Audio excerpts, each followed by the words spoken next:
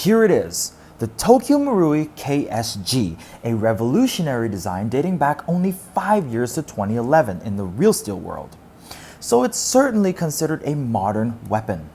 Being a bullpup shotgun that is both compact and innovative, the KSG can be used to devastating effect by skilled operators like the U.S. Corrections Special Operations Officers. Being so tactically oriented, it's no surprise that several blockbuster movies have chosen to feature it, including Terminator Genisys and most notably John Wick. The KSG has also spilled over into video games such as Battlefield Hardline, Arma 3, and GTA 5 to name a few. In other words, it's probably something you have seen before. Incidentally, in 2011 was also around the same time Marui introduced their M870 gas shotgun with a rechargeable gas tank, a design that inspired a slew of other derivative models over the past few years. Now today in 2016, we're introduced to the long-awaited sequel to the M870, the KSG itself. That gun had a few minor drawbacks, but has Marui finally cracked the code to the shotgun?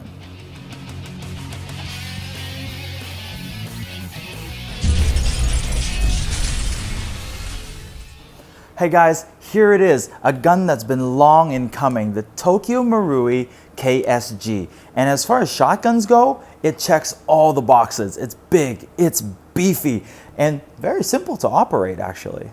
Most notably, the design of this gun is in the bullpup configuration. That gives you maximum barrel length in a very compact package. This is going to be a game changer for shotguns. The gun itself is very blocky looking, but yet it's still very aggressive. The materials are predominantly plastic and metal, just like the real gun, and the plastic itself is very high quality, as what we've come to expect from TM. The metal bits on this gun is the barrel, the shell tubes, as well as this long upper rail. If we move to the front of the gun, you'll find the two front sling mounts, a flip-up front sight, and then this nice fore end over here. It's worth noting that the fore end is textured and extremely helpful. It does give you extra sure grip on the gun. On the bottom of the fore end is a long rail for you to attach all of your rail accessories such as angled or vertical foregrips, if you feel like going John Wick at the moment. From the bottom rail we move to the top rail. The top rail is long enough for you to mount whatever accessory you would like. From there we move to the midsection of the gun. Under this panel here, you will find the selector to select between 3 or 6 shots to be fired out the front every time you work that trigger. Do note that this thing is very thin and very flimsy, so do be careful putting it back on or taking it off.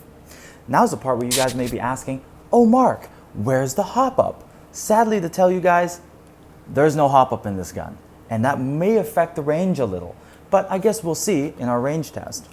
Moving from there, we have the pistol grip, which features the same texturing as the front, a dummy pump lock, and the trigger itself. From there, you have a very visible safety that has S when it's in safe and F when it's in fire. I do want to let you guys know that this selector is pretty stiff. The trigger pull is pretty solid, but not what you would call short-stroked. The reset though is pretty weak, if not non-existent. If you're wearing gloves and shooting this gun, you're either not going to feel it and you're definitely not going to hear it. They also fixed the trigger and firing mechanism compared to being back in the 870, where you can hold the trigger down and just keep shooting with every pump. I can demonstrate this by showing you guys.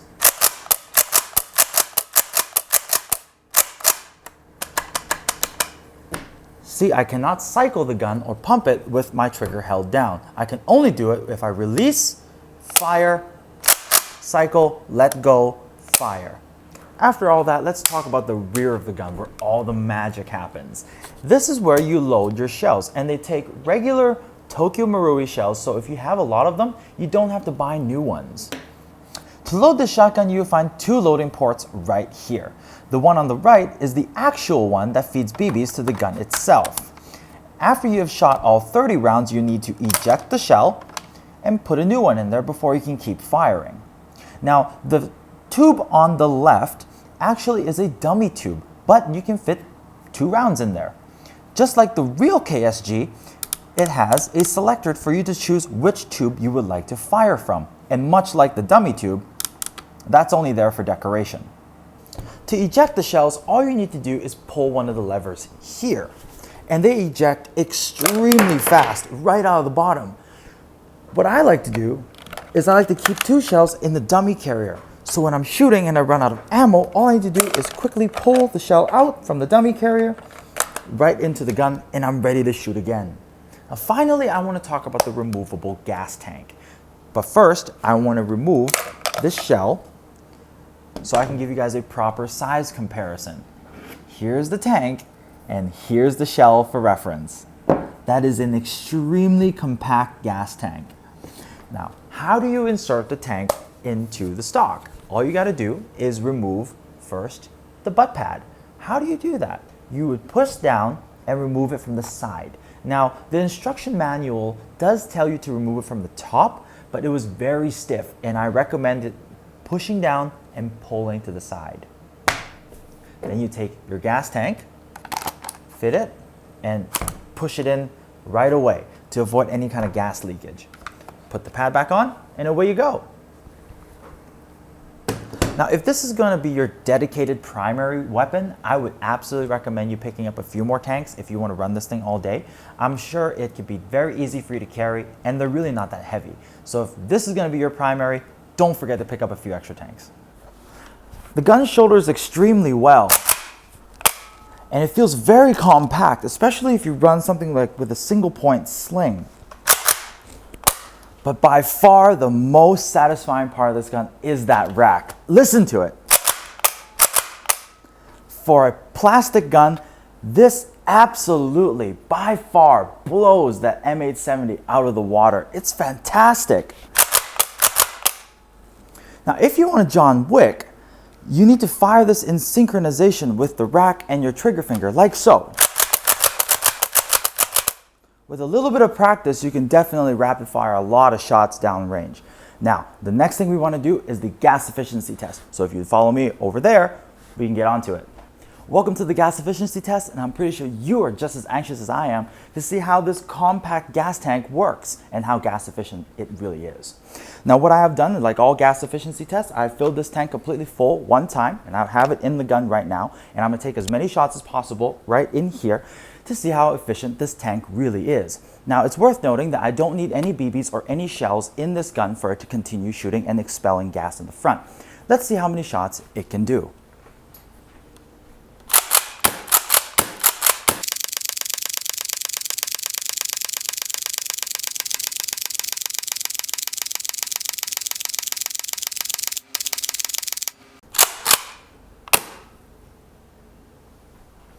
That was about 76 shots. The last few, I can feel the power dropping a little bit, so I'm going to be a little bit more conservative and say around 75.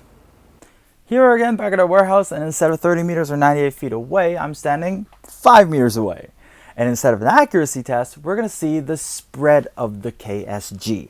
So what I'm going to do is I'm going to flip this both on the 3-shot and 6-shot mode and fire it at 3 different distances, 5, 10, and 20 meters away from that target. After that, we're going to take the results and go back to the studio, and I'll show you guys how the gun performed at those 3 distances. To help me out today is the GK Tactical Open Dot 552 optic. Let's see how the gun performs. 5 meters.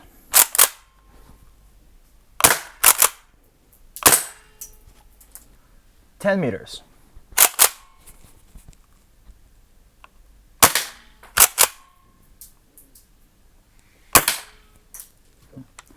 20 meters.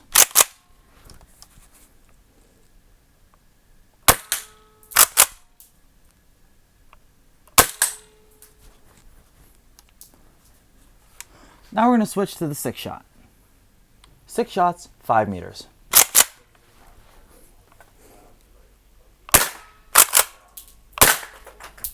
10 meters.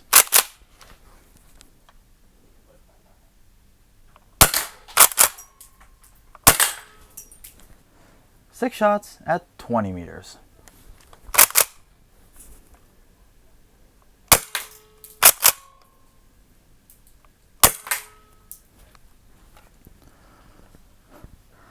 I haven't had this much fun shooting an airsoft shotgun in quite a long time. Let's go and see how the spread is and what the results are. Catch you back in the studio. Welcome back to the studio. Let's take a look at those results. Thank you. At 5 meters with 3 shots, the gun performed exceptionally well, with the spread being roughly about an inch in diameter. With 6 shots, the spread was a little bigger, but still very tight. As you can see, 3 landed here and 3 landed here. So the grouping itself is extremely tight on both sides. At 10 meters with 3 shots, the grouping is starting to spread a little bit, with the 3 shots coming up here and the second 3 coming down here, with a diameter of a circle at around 3 or so inches. 6 shots at 10 meters, well, you start to see it's starting to pepper all over the place, with 1 shot here and several on the bottom and some flyers off on the side. So you're definitely getting some major spread at 10 meters.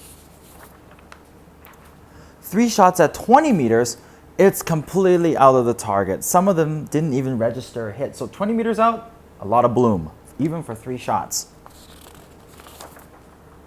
Now for 6 shots, I think this is even more extreme, with only 2 shots hitting the target itself. So you're going to get some droppage and some major spread at 20 meters with your 6 shots. Results are in. The gun does spread quite well, but what my recommended engagement distance would be between 5 and about 10 to 12 meters. Throughout this video, I made a lot of references back to the M870, and if you're interested in watching Tim's review for that, please click right here. I'm Tim, and this is the gas Tokyo Marui M870. The KSG represents a leap forward for airsoft shotguns, showing us that even with a significant plastic construction, you're still going to get a very satisfying gun, no matter whether it be in terms of performance or simply racking it. For shotgun connoisseurs, what's there not to like? It looks cool, sounds great, and it can hold its own in a skirmish. I'm actually saying this. Well done, Marui. So for this cool gun and many more, don't forget to visit our website at www.redwolfairsoft.com. I've been Mark, aka Blue Steel, and I'll catch you guys on the next episode of RedWolf TV. Have a good one, guys.